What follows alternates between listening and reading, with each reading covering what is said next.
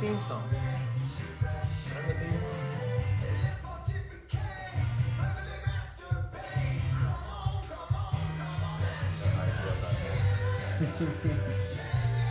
have to rewrite those lyrics. Yeah. Look, there we are. That's us a little while ago. It's a lag. Yeah. Is that in like Greenland or something? It's just a delay. Hey, how are you? We're doing a special edition of Fearless QA, all about the Boulder Fires, and figured we weren't going to do a show this week, but this is something that's timely and it's on everybody's mind, and it's been, I guess, the most destructive fire in the history of the U.S. at this point, and kind of made national news. But if you were here, it was, quite a deal for everybody. So we're gonna talk about it. So, what went right, what went wrong, all the heroism. There's signs all over town thanking the firefighters. Yeah, that's a good photo thing. Would be good. Yeah, it's a really neat thing. I actually rode up Sunshine a little bit with my son yesterday, which they don't really want you to do, but whatever. I'm not sure whether we didn't go too far. But what was really neat about it was all the, signs made by kids, by families and stuff. It's just pretty much the entire way is coded with that and all that love. So joining us today, Evan Fry, who is a local Boulder resident and actually lost his house in the 4 Mile. I guess it's officially the 4 Mile fire. 4 Mile Canyon. 4 Mile Canyon fire, which you lived, which was not a good place to be. Yeah. And Michael Sampliner, is that Yes, that's it. Yep. Ooh, nailed it. Good one. Good one. Who is a volunteer firefighter and has been for the last 10 years up in Gold Hill or Sunshine, yeah. And was fighting the fires. So not in his area, but just up the road a bit. Exactly. Yeah. So tweet us questions. If you have any questions, you can tweet them into @FearlessQA, and we'll read them. And if I'm not asking the right things, just send them in, and we'll get to it. So, I already tweeted one earlier. You tweeted one? Yeah, I pre-tweeted. What is your question? It was a question for yourself? No, it was for Michael. And what was it? I mean, it was just like, do all firefighters aspire to make the calendar? And is there going to be a Boulder fire calendar? I'm sure there'll be a Boulder fire. There'll be one of those. I hope so. But actually, one of the most interesting things I think Boulder County does it really well is the kind of an anti-hero way of fighting fire, which is why we had this enormous fire ripping through homes and no one's dead. Right. There's a huge undertaking, and every second you're repeated over and over again. This is not for you to die in. This is for you to do what you can do in it. Right. We're taking safety. We're taking all those things first. We're taking lookouts first. We're getting communications established first, and then we're going in. Yeah. But it's really, it's insane. 169 homes burned and no one's dead. Yeah. In the middle of the day and ripping. Yeah. Ripping through territory. It reminds me of the story of Shackleton, and that right, Yeah. And you read that account and like how did they pull this off? Yeah. Where the most heroic thing about it is everybody survives, and I'm sure there'll be movies about this fire or made for TV special or something. Don't you feel like? Or is it just not dramatic enough because because there was survival. Yeah. I'm sure someone was struggling to get their horses lined up or something. You can certainly make a movie out of it, I'm sure. Pets. But in real life, it's the way you want this thing to It's a tragedy with the property, but it's amazing the lives that were saved. Yeah. So thanks for being on, and thanks for being a part of that. I mean, Michael, to be part of a tragedy like that it's so horrible, but when you're in it, it's an amazing place to be.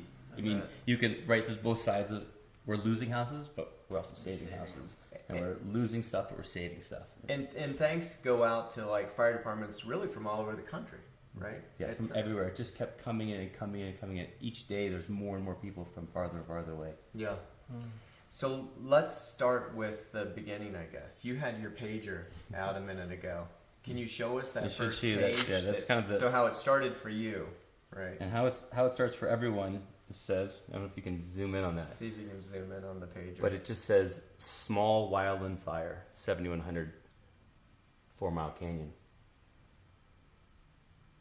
Get straight. We're gonna focus. We're focusing. Usually we do gonna this clear up beforehand. 1 second. You're gonna get it So you bumped guys up. don't carry iPads then, Yeah. apparently. Yeah. Still on No, pager Just one technology. pager. So basically, You do get asked a lot, like, why do you have one of those things? I What know. is that? What But it is that starts. thing? But it's that's right. I think. We're Oh, good. sorry. So it starts with it's a small fire, Small and I fire. guess every Small fire, wildland fire. starts sort of small. Yeah. And do we know how it started at this point?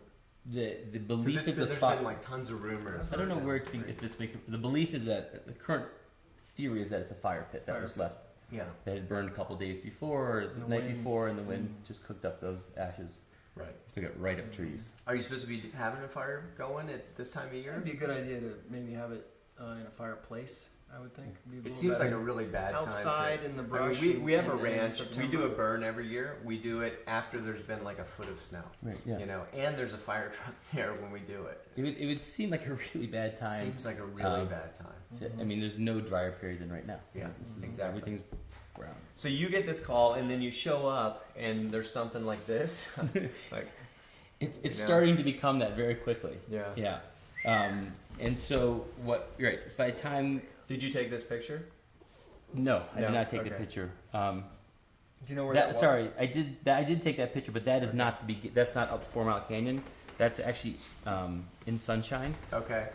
So that's maybe 5 or 6 hours later, Yeah.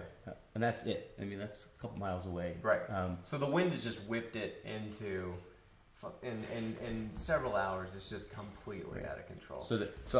I have my pager with me and my ultra light bike. I'm out mountain biking. I've got Yeah. all my weight saved except for my pager. Pager goes off, and just prior to that, I've been blown off my bike twice. Mm-hmm. That's how strong the winds are. I put Yeah. my foot down twice. Yeah. That pager goes off, and you just have that oh shit moment. Yeah. You really do. You're like, this is This is not going to be a good. good time.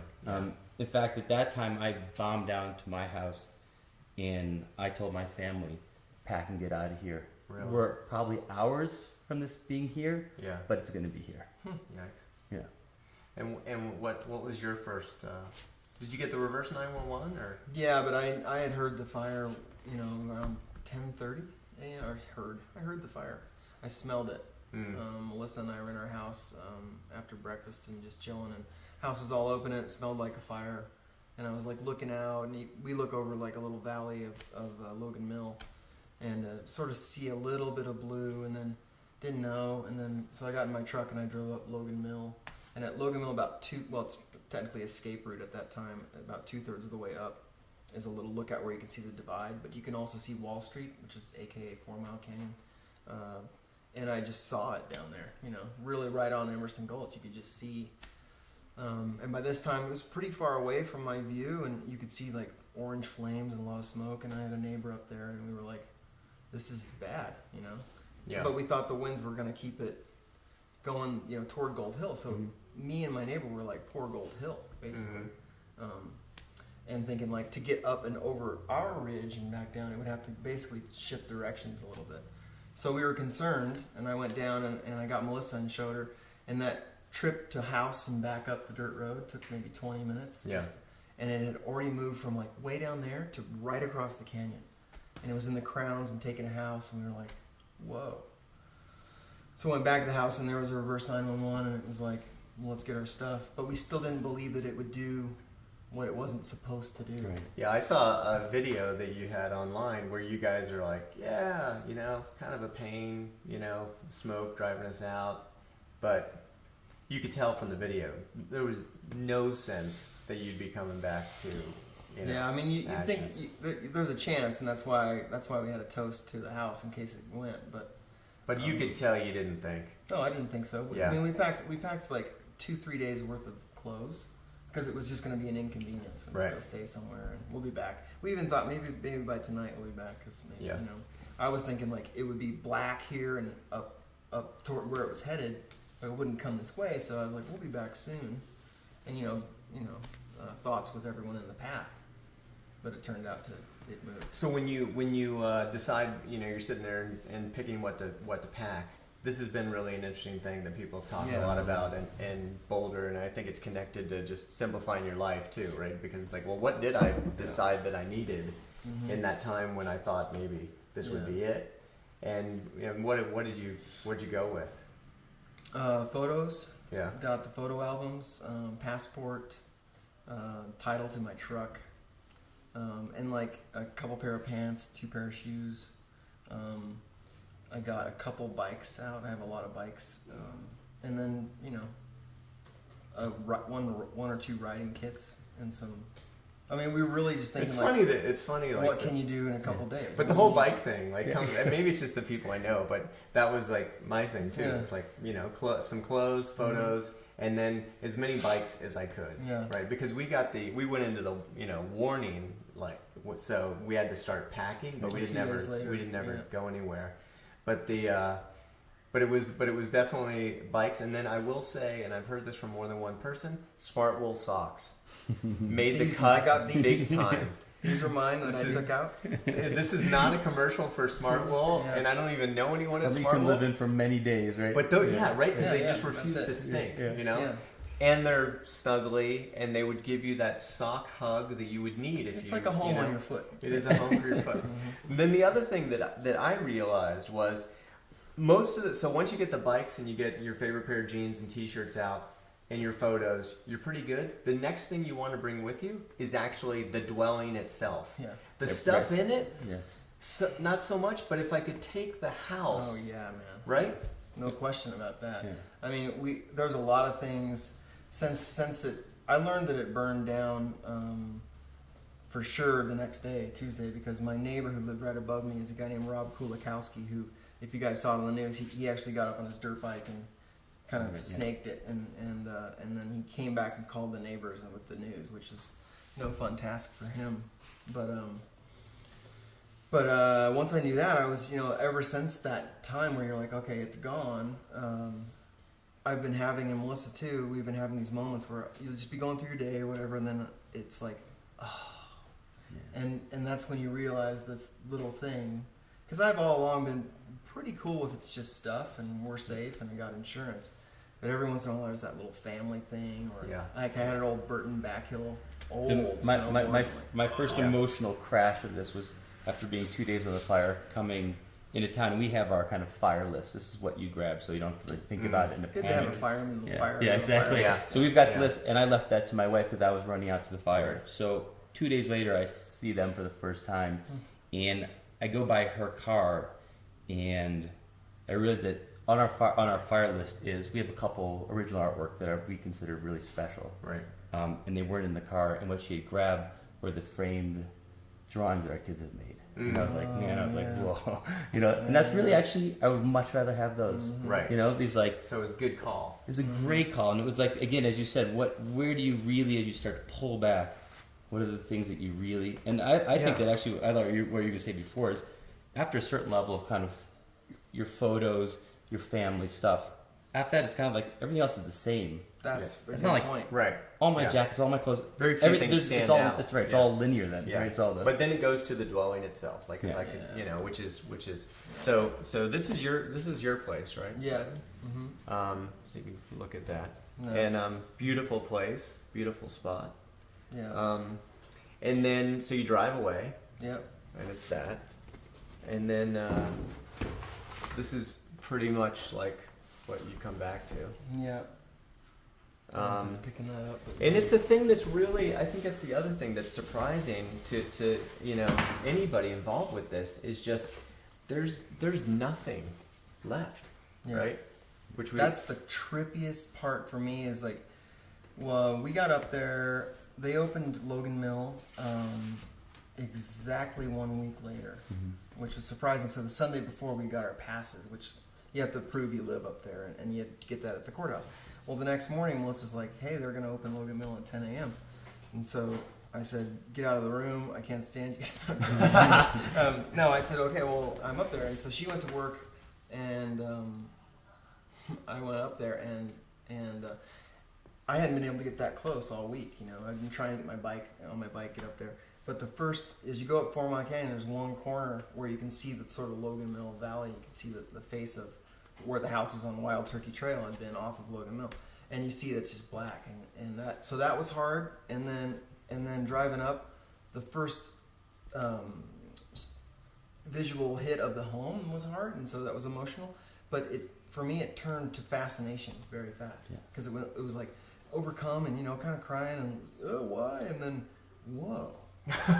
Look at this. Yeah. And stuff is just gone. Yeah. It's overwhelming, right? It almost goes past your emotions. It's so overwhelming, the scope and size of it. And it's interesting too. Yeah. That's my point. But basically what happens is the house vaporizes pretty much. It sure looks that way. Yeah.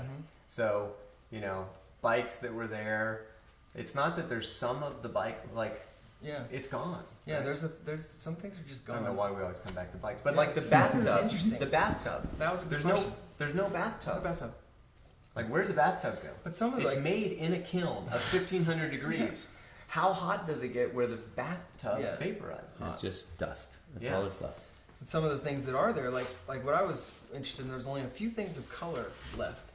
And one was like a coffee cup. Melissa found. I was like, oh look, there's a coffee cup. It's red, and you go to it, and then it crumbles in your hand. So it's really weird. Yeah. But I had some prayer flags, like some Tibetan prayer flags up in a tree nearby. And those survived? They survived. It was really weird. That's wild. That's wild. No Here's another shot of what's left. Refrigerator gone. Yeah, right? There's no. Where's the eggs refrigerator in the fridge anymore? Yeah. They're like, we're putting out dumpsters for spoiled food, and I was like, I don't think. I guess I'm used to hurricanes. It's like it can blow away everything, and it's just a big debris pile. But the things are identifiable. They're all ruined. The remnants are there. Yeah. But it's like that was a fridge, and that these are where our photos were, and this was a cabinet, and but it's not like that. It's really weird. So this is something that we should talk about, which is the cowboys. These cowboys that are flying these planes, and I had seen on TV that, and you guys have talked about it already. Gold Hill, it was gone, right? It was gone without those guys. It was gone, and I think a lot of the heavier developed parts, because there's the big subdivisions are Poor Man, Seven Hills, and Pinebrook Hills. Yeah. And that's where the fire was going, and those guys laid down the line to stop that too. I mean, I think you would have tripled the houses. And it was a crazy, dramatic moment from what I've heard where it's too windy to fly, right? All the planes are grounded. The fire's going, towards Gold Hill. Super. Suddenly the wind dies off for just a small window, a small enough window that they get planes in the air, and before it sort of hits the town, these guys, I mean, they nail it, right? It sounds like they just went right along this fence line. You can see that the historic Gold Hill has two roads, basically, the main street and the one behind it, and directly behind that, it's black as far as you can see towards the origin of the fire. So they just put down that line right across the back of town. Yeah. And it held. And it really was, and I got it. Chris Finn, who's the fire chief for Gold Hill, he was up there standing tall, and he called in resources that where there weren't any resources, and he was just on it. Yeah. When that plane can go, I need it right here. When that update again, when that plane can go, I need it right here. Yeah. And they got that window, and it came. And I mean, he took a lot of command, which was really impressive. Under his town, his family's dwellings, everything ready to burn. Big scene in the movie. I think it's a big scene and a key player in the movie for sure. Maybe Sam Elliott. Yeah, it's that important. Gotta have that stash. Yeah, be good. Yeah. Let's call him up. It's really good. And those guys. See, you told me something earlier. And we've all seen it. There's a small plane that flies in front of these bombers. And tell me, tell everybody what that's about. I learned. We always thought they were the eyes of the bomber, right? So they're in there, kind of watching where to fly, and the bomber just follows them into the fire. Right. What we've learned is that they're actually a lot of the thermal current. I don't know if you're able to see it from town or from the photos, but those bombers are flying 20, 30 feet above the treetops, right? And they're dipping down into the valley. So I was at points where I'm up on a point on a house, and those bombers are flying down below me. I'm looking down at the top of the DC-10. Yeah. I mean, and they're in there in the front to judge that thermal current, because, like we all know from flying commercial aircraft, you can drop 20, 30 feet in a heartbeat. If you drop 20, 30 feet and you're 20, 30 feet from a tree, you're done. Yeah. You're not flying anymore. You're not flying. Yeah, so that little plane's in there to judge that current. So if it sees a drop, that plane knows to pull up and out and get out of there. Just that little teeny, I mean, it's just That's the canary in the coal mine for them, yeah. Mm-hmm. And those planes are heavy, right? They're they can't absolute move that full fast. load. Yeah. They're 100% full load. Yeah. What is this stuff that they're dropping? Good question. Do you know? It's I don't know. It's some sort of chlorine retardant. It's basically it's not to put out the fire, but the fire can't burn through it. Mm-hmm. So it's trying to lay down a line that the fire can't burn through. It's like a line of defense. Right, and it lasts 2 to 4 hours depending on.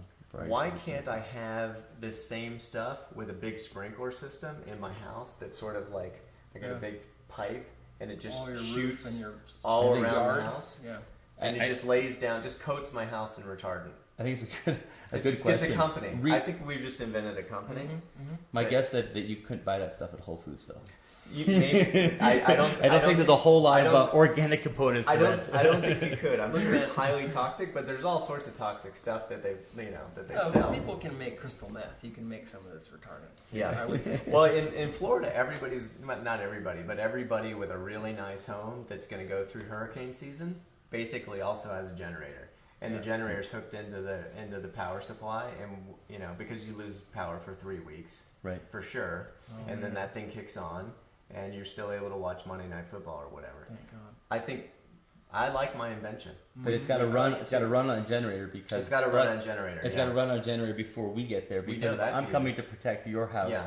And your house there's flames near it or flames at your house. Right. The first thing I'm doing is making sure there's no electrical current flowing through your house. Otherwise, it's going to fry me. Generator's easy. So I click them off. Procedural.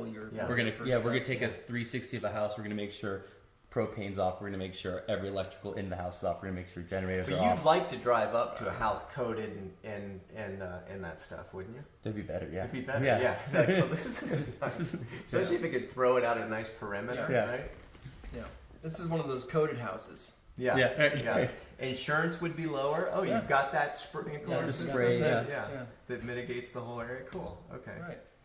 All right. Well, some entrepreneur is going to take a hold of that. I would hope. You got a lot of followers. What about little I was thinking of little remote control planes that can actually just. They have like the 2 gallon. The 2 gallon. You send up your own bomber. Yeah, your little mini. I don't think that's going to be enough. I think we're going to need a big tank of this stuff to lay down enough. So at some point the fire is raging and volunteer firefighters are working. Everybody's involved locally, and they bring in the feds, like federal fire. And tell us about that. It's a command management structure. So physically on the fire, you don't feel a whole lot different. There's a lot more people there. They brought in resources with it, but it's really a command structure to kind of to attack the bigger scope, so that those of us who are standing 10 feet from the fire, that's as far as you can see. Yeah. So it's really that kind of 40,000 foot view, the 20,000 foot view, the 10. Basically, it goes from battles to war, right? Exactly. So you have and then the war is the war command is centralized, and there's a plan to win the war, and not necessarily just win those battles. And in the same way, there's a plan to pick the battles as well. Which battles can we win? Which battles are mediocre? So there's which battles we're going to lose. Right. So another character for the movie there, though, right? What's that? Another character for that command central guy. Yeah. Supposedly the guy wasn't that guy like long haired, kind of blonde. Someone told me that the guy that was in charge of the bombers is like just he is Hollywood already. Sammy Hagar kind of. Yeah.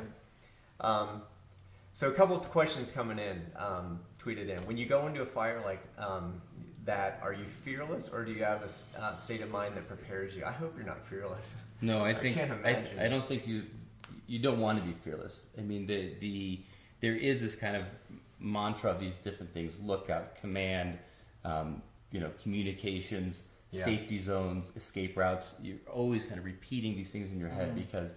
And as kind of a group, you're reminding each other. So if you're going to take off that way, I'm going to say, where's your escape route? Where's the black that you can jump into as a safety zone? So you're kind of always reminding your group about where to. And I think it's some of that kind of your jargon that you come up with too. That we start calling them structures, not homes. So you need to depersonalize. You need to take the emotion out of it. So I think like an surgeon, like an emergency room person, or I'm sure anyone in war, where you talk about.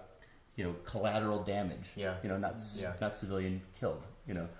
Another question that came in is, do you hold? This is probably more for you, Evan, but maybe both of you. Do you hold any resentment for the person that was responsible for it getting going?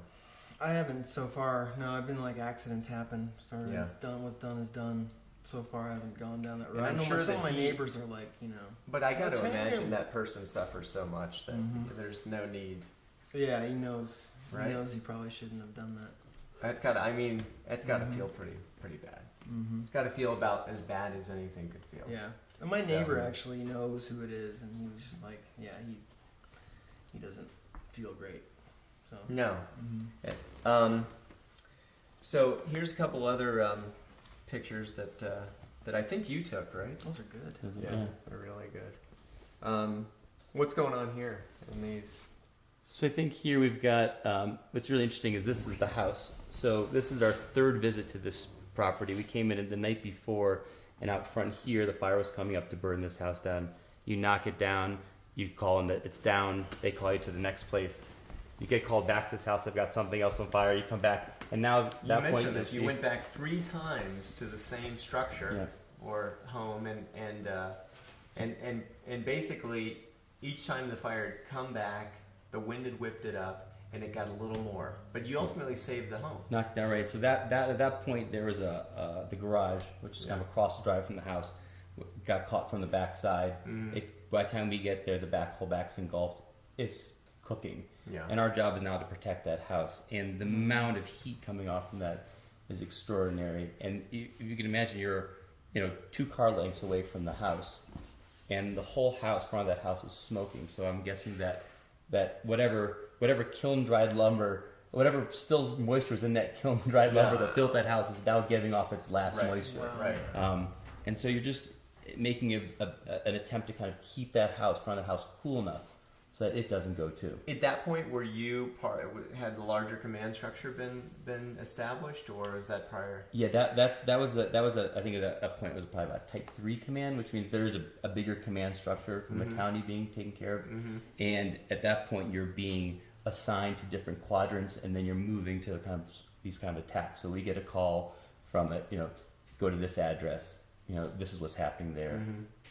And you go there and kind of assess the situation and see what you can do. When the federal command came in and they took over the fire, there was obviously more aggregation of information. Everybody knew more about what was going on, or I guess the firefighters did, but you were probably tasked with an area. They weren't necessarily giving you a lot of information about the bigger picture, or were they? There's an incident command meeting at 6 a.m. every morning, and that gives you kind of the whole picture of where it stood pretty much at midnight the night before. Okay. And I think the information, they're starting to compile the information they're getting in the morning as the sun comes up, but you're getting an overall sense of it, but you really don't have any specifics because there's not enough time to go through those specifics, and they get broken out to a division task leader who's then going to give you the specifics of your area. One of the things that, as someone living in town, and someone probably living anywhere or being an evacuee, was you couldn't find out what was going on. No.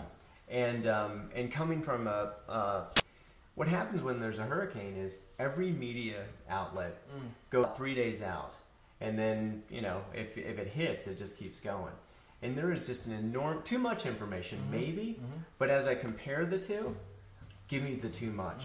I was shocked that the local access TV here, nobody went to 24 hours of information about this fire. This fire that you were either being evacuated from or that you were threatened to be evacuated from, and I just wonder, maybe it's just such a rare occurrence that there's no reason to change protocols, but I feel like there's a lesson here in this fire, which is to change how the public can get information. I would agree. I think that's from when I came back into town. Yeah. Most of the frustration revolves around that information, just not knowing anything. And when you're on the fire, you can understand it because your head is just down. Sure. Doing it. But there's, as you said, as that command structure gets in place, it's interesting how the information still doesn't really flow out. And I think why wasn't there any media at that 6 a.m. meeting? Are they not allowed in, or?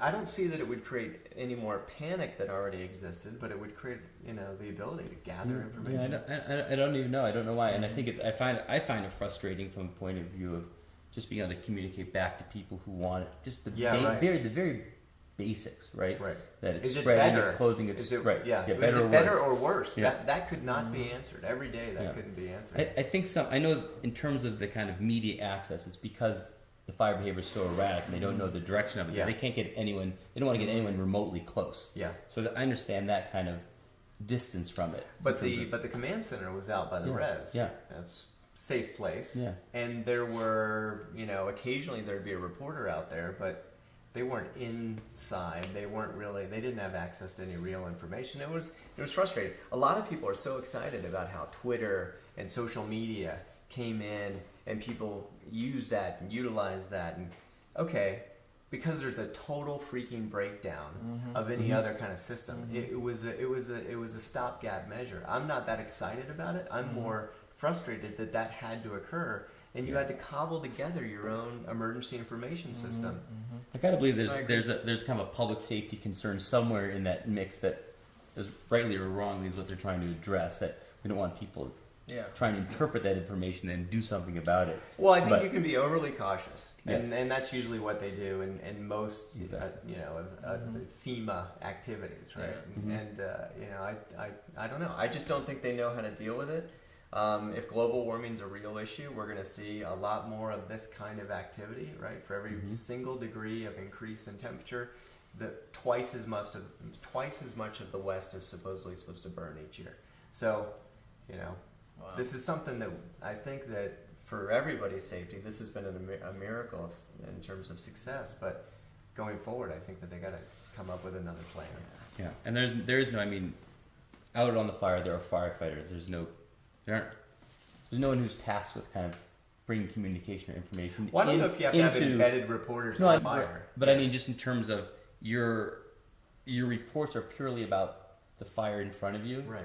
And that gets filtered up and up and up. So in a way, I guess like any good military command, the guy on the front line, what's 6 feet around him, and so we know way more about Afghanistan.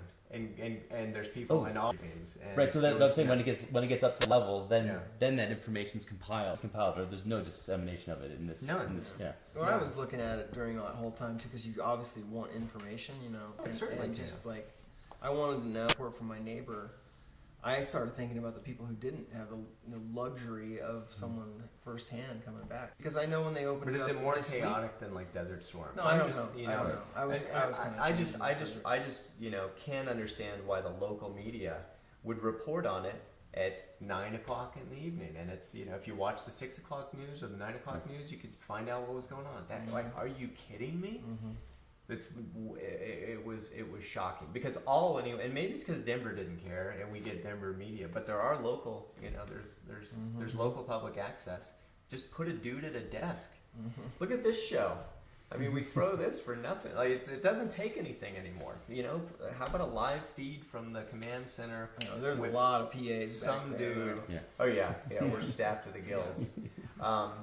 Do you think this fire proved Twitter's role as social news? Is one of the questions that's coming in. You work a lot in that area. I went to it. I used the Boulder Fire hashtag, and that's all I cared about. Yeah, because you just want to know. But it was also crazy faulty. Yeah. Like there were fires popping up on the Twitter Boulder Fire hashtag that included Red Feather Lakes. There was no fire in Red, and then there was a hashtag Red Feather Lakes Fire. Right? But I did use it. I'd go to that hashtag and just look for links, because at least it aggregated news story links. Yeah. So as sparse as they may have been, I could just go there and hunt for the ones that someone else had found, and I appreciated that. And then there's people that did amazing work with Google Maps, where they actually just a lot of techies got into it. And I don't know who did that. Do you know who did that? I know, but that's what I was following, because it's kind of because all the questions that came to me were based on what they saw on Google Maps. Right. And you were trying to kind of at least bring some perspective to what's going on there. So the social media was filling in for what I think was the job of the media, though. That's all I'm saying. I would love to see the social media augment the media rather than be there when traditional media. Like if someone had done a keyboard cat video of the fire, that would have been sweet. A keyboard? What's a keyboard? Keyboard cat, play him off keyboard cat. I don't know what that is. I don't know what that is. Then that would have been a better use of Twitter. Just comedy. Yeah, comedy. Just comedy. This is something that I just want to talk about. I don't know if you've seen this poster. Oh, he painted it in between firefighting shifts. No, he's not a firefighter. Yeah. I don't think he is. He may be. No, I was talking about Michael. Steve Loatwaite did this poster as a thank you, and he's trying to get a bunch of them printed up and put in windows of all the shops. Camp Steve is his Twitter handle. Yeah, at Camp Steve. Yeah. So if you have ideas on how to help get this done, just another cool way to say thanks, I think. Mm-hmm. That's really cool. Did you find in your hurricanes a new sense of community, a new rallying around things? For sure. After Andrew, which was really bad, it was one of the best things that ever happened to Miami was Andrew. People talk to each other. Yeah, because and where they thought there would be looting and crime sprees and things like that, there was none of that. Partly because everyone in Miami has a gun and everyone knows that everyone has a gun. So crime actually went to zero in Miami after Hurricane Andrew. That's and fascinating. One guy got shot in the face looting, and that was the end of it. Huh. It made the news, and everyone's like, "Ooh, I guess the looting shouldn't. That's a good idea. Let's just not do that." But the community that it spawned afterwards as people came together and pulled through it and figured out how to help was really good for and desperately needed in Miami. Boulder is a place of great community already, I think. Right. Yeah, but it's amazing how far it extended. How people out of 95th Street were still contained with they were in the fire with you.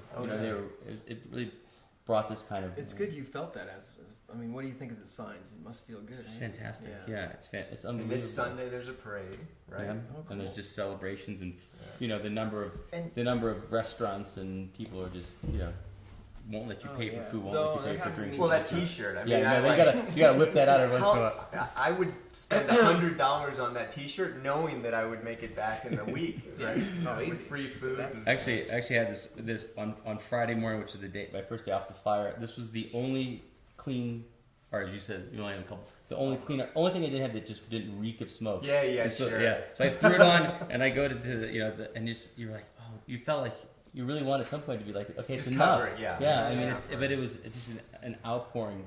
You're like, a couple years ago, we had those grass fires in North Boulder, and after that, I thought, I should join the volunteer fire department, and I looked into it, and it's way too much work. I don't know if you realize. I was like, I just want the T-shirt, and get to drive a truck now. And get to drive trucks and watch fires. The sticker from the back of my truck. Maybe the sticker would be good if I'm pulled over. When I first moved to Boulder, it's an enormous. It's not easy to be part of the volunteer fire department. How did you get into it? It's a huge dedication. It takes dedication. I guess you can as much or as little as you want to do, but I think. In a moment like this, what we had this past week, all the time you put in felt good because to actually have a group. I know it was Sunshine. Yeah, we've really been tightening up our ranks. So to have a group there that they know what they're doing. The first part of that was not letting me in. I remember. Yeah. Let's tighten this up, You're guys. 4F. You're 4F. But just to actually be on the fire and have confidence in the people that you're with makes a huge difference. So that training and all the stuff that you do can seem pointless at times when you're through 2 years of no fires or bits and pieces. But when you're there last week, you're like, man, I'm glad that was put together. Yeah. But you're probably at the same. It's like all this stuff. There's so many mixed emotions, right? Because you're like, okay, we're putting in the effort that we've been trained to put in, and we're doing what we're here for. But I wish it wasn't happening, And I think you said that it's kind of the background resident exhaustion. I mean, you're in there fighting a fire like you fought any other fire. That you've been in tons of other ones around, but it never was in your neighborhood. Right. And once it's in your neighborhood, that additional emotional weight that you block out as best you can all day long. There's moments where you just go down for just you? cripple. To get in your neighborhood, Yeah. So we lost. Of the 230 houses in Sunshine, I think we lost 67 somewhere in that neighborhood. In Sunshine, in the little between the 3 mile marker and the 7 mile marker of the canyon. So you do, and I think you probably go through your day as a normal day, and there's just these moments where that emotional, the extra bit creeps over and just is. Yeah, I'm at the limit. like way closer to the limit, like all the time. Yeah. So like a little thing. I think you were saying that we're designed to take stress for 48 hours, right? Where you could go without sleep, but then the next night, it just hits you. Yeah, it's. Were you saying that? I wasn't saying, but I agree with it. Say what you're saying. I'll say it.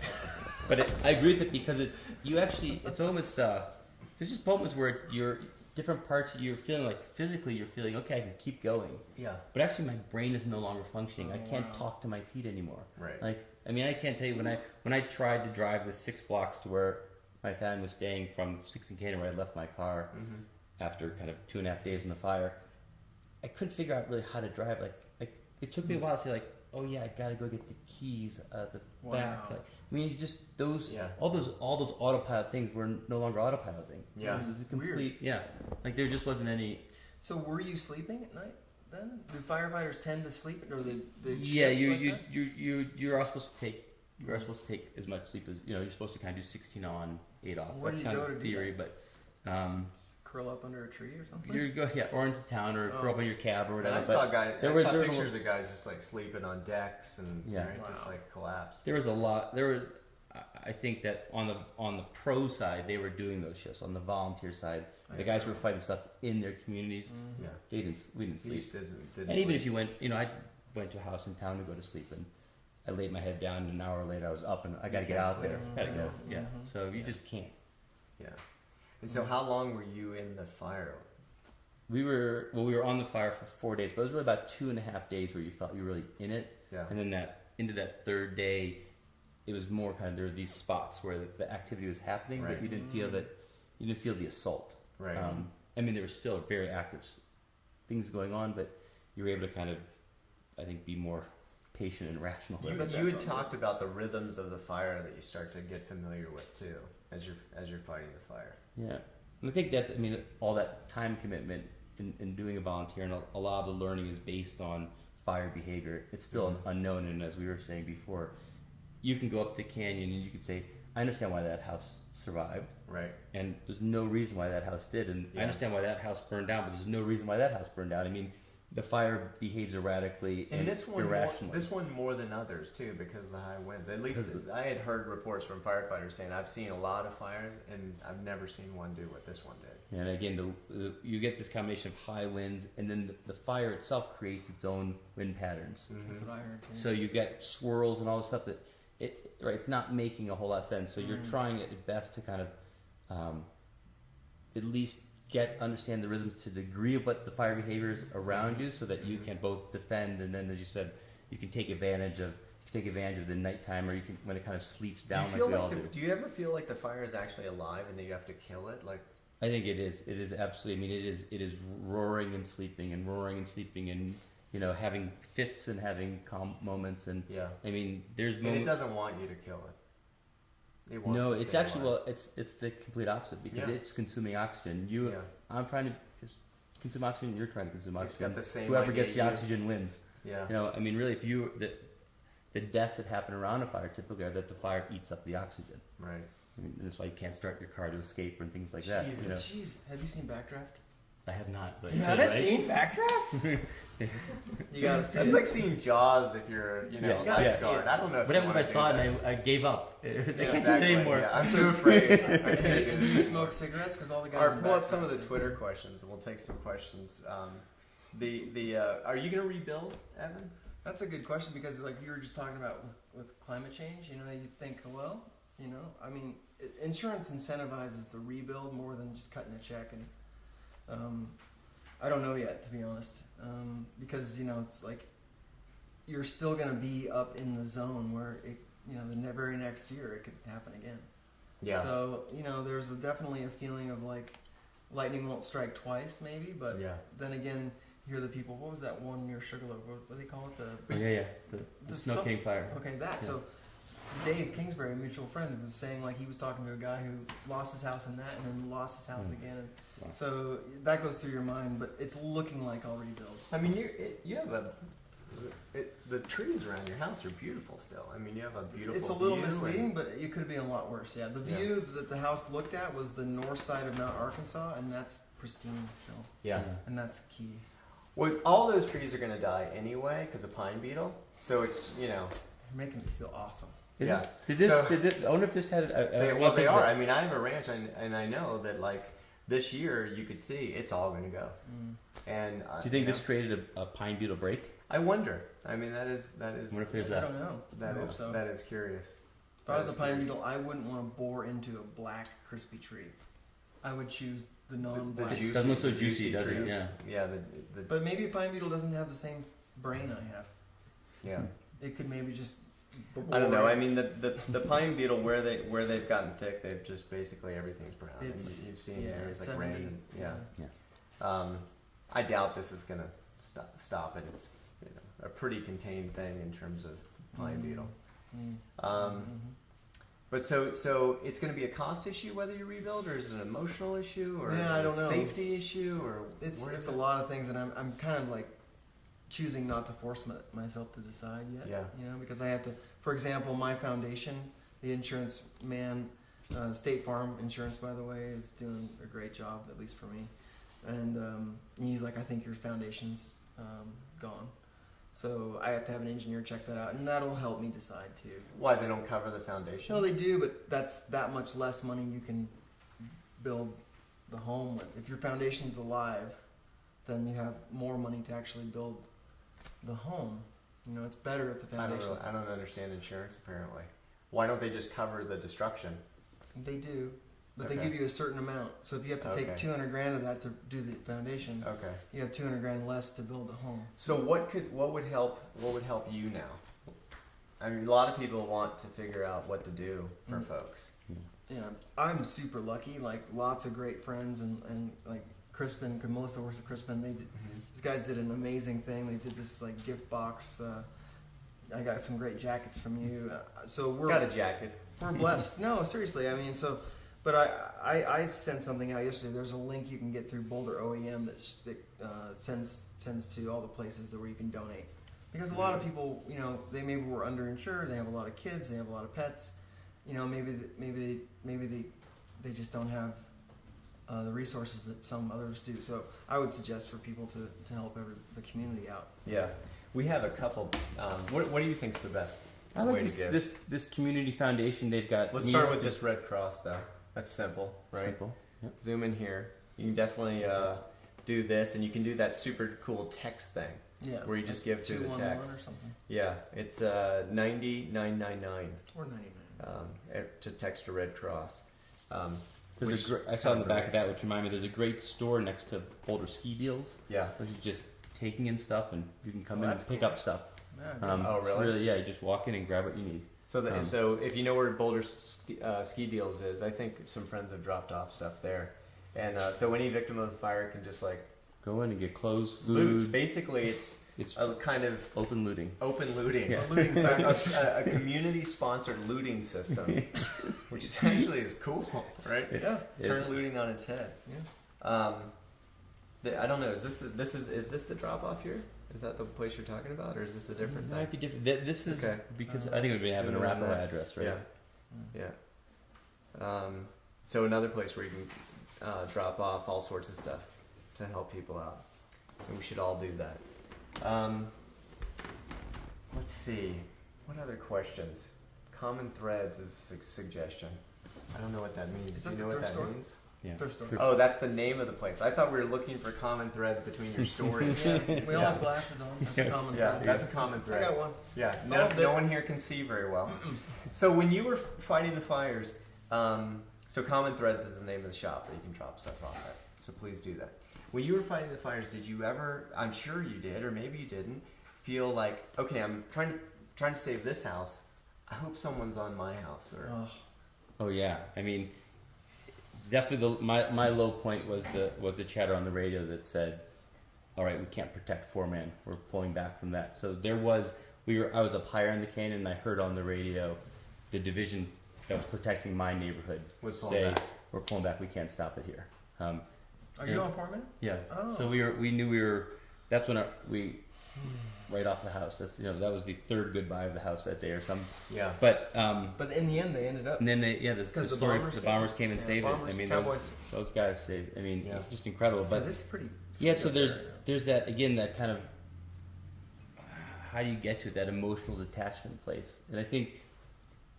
On the volunteer fire side, a lot of us are EMT as well. Yeah. So you've been in enough emergency situations where you at least have some training of that emotional detachment. Take my pulse right now. Yeah. Put an IV in him. Yeah. Caffeine IV.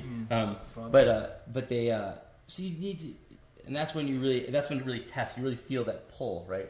When it says, okay, your house, we're leaving it behind, and you really have to say, okay, and I'm just going to go on with what I'm doing. And what's amazing was to be on the fire line with firefighters who were watching their house burn and fighting someone else's house. And really, it's right there, and they're here. And to be with the 4 guys when the fire was coming up to this guy's house and it was just blowing up, and it's like, we got to pull out. And the guy's like, and the guy who said we have to pull out was the guy whose house was in the path of the fire. So it's that, I think, that it's that really you emotionally detach. The gallows humor starts and all that stuff starts happening, and you're like, that's the only way to stay here. I was like, at least I don't have to take my recycling in. Right. That was my first joke. That was your bit. Your first joke on trying to make Melissa site? laugh. No, the first night, because I was like, well, look, because I've been meaning to take that recycling in. I don't have to do that. Right. It was driving up the canyon, go like, see that guy finally clean up that junk pile he had out in front. Right. So did you have any other gallows humor? Stuff like that, chores. Yeah, I needed to stain the deck. Don't have to do that anymore. That's it. And in terms of your rebuilding, it's sort of connected to how many other people rebuild too, which is right. Like potentially a crisis for the community. Yeah. Right? So my road's called Wild Turkey Trail, and there were 7 homes on it, and all of them are totally gone, which is. So when I went back, and you were mentioning it was good for Miami, it was a similar deal. Like, people live up there, speaking for myself, because you do want privacy, but so there were a lot of neighbors I hadn't even met yet in almost 3 years, and so you do that, and then like Sunday we're all having a barbecue, and I'm sure that it's all behooves each other to actually rebuild, because but I know of one who's out already, and just like, look, I'm buying a condo, and you respect that, because I don't know how much valor there is in staying. I don't have any real ego attached to it. I just wonder, what's the best move. But for me, I loved that home, and I loved the view, and I loved the feeling I had there. Yeah. And that stuff's potentially still there, and it could have been a lot worse. Well, one of the concerns, I guess, is that people go, and they go to you and all your neighbors, and they say, "Look, I'll give you 30 cents on the dollar right now." Oh yeah. Yeah. Huh. And kind of take advantage of the situation. It destroys the community that was there. It creates just some advantage for developers and that sort of thing. Wow. So it's another reason to sort of stay tight. I think, and keep. It's good that the barbecue's happening. Yeah. I think. Yeah. Oh, I'm a little sketched out by the fire. Actual barbecue. Yes. I was wondering, can we do a fireless barbecue? Yeah. Is that possible? Electric heat plant. Yeah. But it's almost like there's somewhere in there. There's almost like the foreclosure crisis, right? This idea that you had a house that was valued at this. Right. It's now your neighborhood is black, so you're upside. I mean, you've created people who are upside down their mortgages all over the place. Right. So it's. I mean, in the same way that you are on a street in Detroit and there's blight around you, right? I mean. Yeah. But I don't think we're going to get a lot of national sympathy for Boulder. I mean, Boulder's a sweet little place to live with a lot of privileged folks. But, I mean, it is true in each individual level. Like you say, you went from I was gaining, I think, because the place was sweet and I kept improving it. I had just changed to tankless water heater, great new green, a heat pump and all that stuff. And but there's people that have been there for a long time, don't have a mortgage, underinsured. Right. That's sad.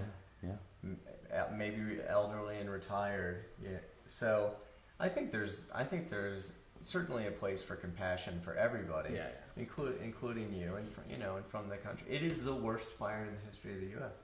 Not the most land, but in terms of I knew it was in Colorado, but That's crazy. If this is the U.S. That's my understanding. Yeah. So the number of houses lost. Number of houses lost. Yeah. So those Malibu fires we beat Malibu. I don't know. Maybe I'm making this up. I don't know. It's better to just go with me rather than just sorry. Really I heard it was the worst fire in the history of the world. In the history of the world. Yeah. And, there have been some fires that are worse in other planets, but really none on Earth. I mean, the telescopes take forever to get those pictures back, so you never know. Sometimes they're just fire too. We don't know. Yeah. We don't know. Yeah, and some stars are generally on fire all the time, so you can't count that. Yeah, that is one big fire. I mean, it seems so dry out here that you just feel like from space, Colorado might just be this charred rectangle. If we don't get some more moisture sometime soon. Yeah. And it was a really wet spring. Yeah, it really was. Really wet. And just turned off. Yeah, just turned off. At the worst possible time. More global weirding, right? Global weirding. So the sort of process of the sort of natural hydraulics get more dramatic, but they get less even. Consistency drops. Yeah. Chaos, increase of chaos. In Pakistan, this flood has 5 times as much water in it than the next greatest flood they've ever had. And it's a place that normally floods, right? I mean, they normally have a kind of but basic, 5 times, right? Wow. So, I think we got to, partly get a handle on our climate and what impact we're having on it. I hope you rebuild. Yeah, it's leaning that way. Yeah, I just can't commit right now. Yeah, I really hope those mountain communities can stay with those people. I mean, has a great feel to it. That's the thing that most if there was a way to support the communities and get those communities to support each other in the rebuild, because there'll be people that are coming up a little short. There'll be people that need help with just this bit, and I think that's where you could actually put some money into effect. It wasn't about necessarily clothes and short-term shelter, but getting that community back. You think there'll also be a way to, and things we start talking about is where can we go look at Katrina and not the devastation, but what programs they did that were successful in getting people to rebuild, right? Yeah. What were from the grassroots to the federal level, what did they do to really pull? I mean, they did a lot of programs that were totally unsuccessful. Yeah. Maybe you can be the Brad Pitt character here and bring people back. Well, the Brad Pitt one was the good one. But it's a what fantastic was that one. Art? I did that art for those guys. But it's fantastic. What's that called? It's on your shirt. The NOLA. Yeah. And it was incredibly successful. Yeah. Why not just duplicate that effort? That's the thing. So how do you duplicate those efforts? Yeah, without me as Brad Pitt though, but just got people to rebuild, got them to reconnect and come back and. Do you not like get Brad that Pitt? same? I love Brad Pitt. Okay, I just so don't know much. why you have to attack Brad Pitt. Yeah, you know how much I love Brad Pitt. Don't even joke. I know. But maybe that organization can just keep it going. Bring a little maybe it's an arm of that. It really does make sense. Did you know Mike Brown lives in Boulder? I don't know. Brownie, remember that whole the guy who's head of FEMA under Bush. Really? That guy he lives here? Yeah, he lives in the mountains? South Boulder. But that didn't go as well. FEMA under Bush. But maybe he's learned his lesson. Michael, we were trying to make it positive, and you keep bringing us down with your fire no, stories. No, it's his idea for the burning. NOLA thing. Yeah. So we're doing the NOLA thing. Everybody out there is given to the Red Cross and whoever else. And thanks for tweeting in questions and tuning in. Yeah. It was an honor. Thank you. Honor to have you on. Thanks. As always, it's fun to. Nice to sit with you. Yeah, that's what you do. We'll see you next week. Run the music. And then we'll pretend to talk. Yeah. Can we sing the music on it? Can we sing the music or not? Just mouth the words. Yeah, that's mouth what you the do. music, Just do that. That's what they do in You have to lean closer because the music's so loud. And then you laugh. Yeah. Because that's inside. That's right. That's just between you. Right. It's the stuff. The audience didn't get that. No. You're going to have to tune in next time. Yeah. Can you do the this stuff too? Like that? No. So it's that.